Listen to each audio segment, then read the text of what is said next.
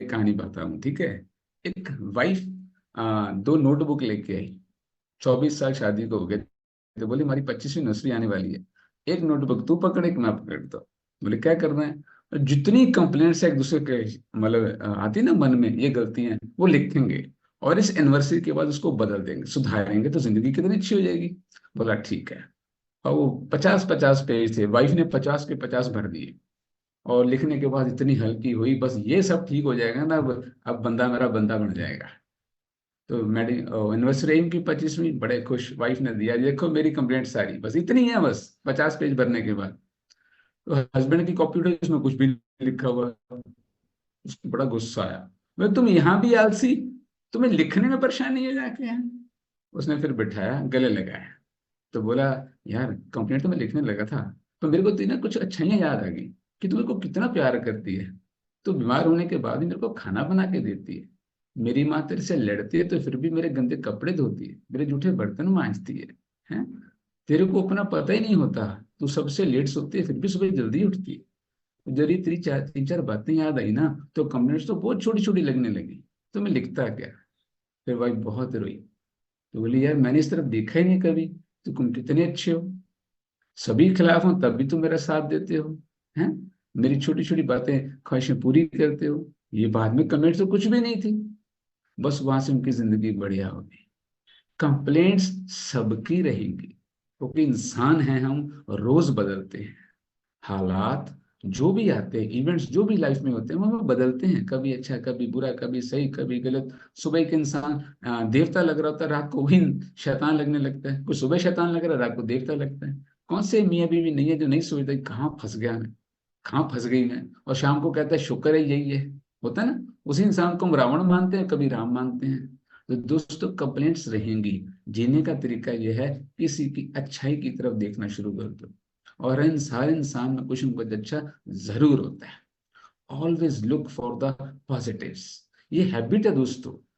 आंखों का चश्मा ही बदलना है बस, सारी जिंदगी चेंज हो जाएगी। वही इंसान सबसे अच्छा लगने लगता है जिसको आप कभी नफरत करते होते हो। बात सिर्फ नजरिया बदलने की है। जैसी दृष्टि वैसी सृष्टि। और मैं आपको एक बात बता दूं, एक और कहानी सुना दूं आपको। एक टीचर ने, वो पढ़ाती थी कुछ एल्डर बच्चों को, मतलब शादीशुदा लोगों को पढ़ाती थी।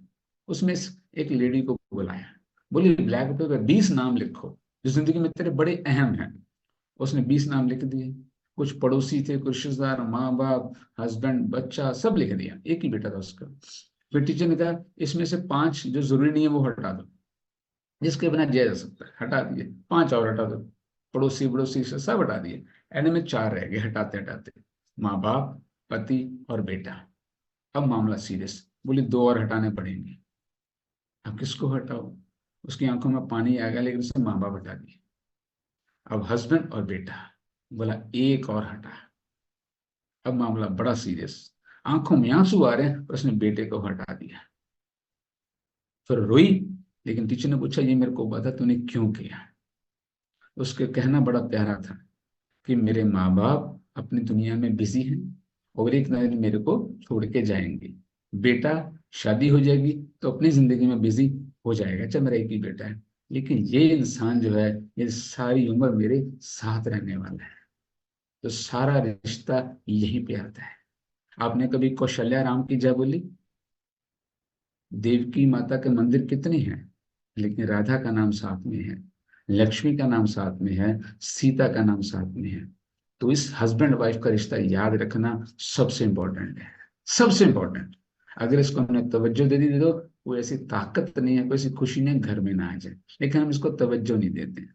मेरे हिसाब से दुनिया में सबसे इंपॉर्टेंट रिश्ता ये होता है, सबसे ताकत यहाँ पे होती है, इसलिए मंदिरों में बीवियां साथ होती हैं, माँ बाप नहीं।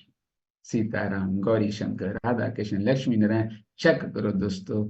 फिलॉसफी है, मेरी अपनी फिलॉसफी है।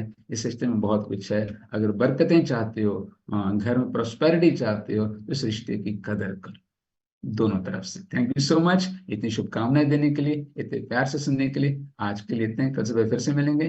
Take care, bye bye, thank you so much.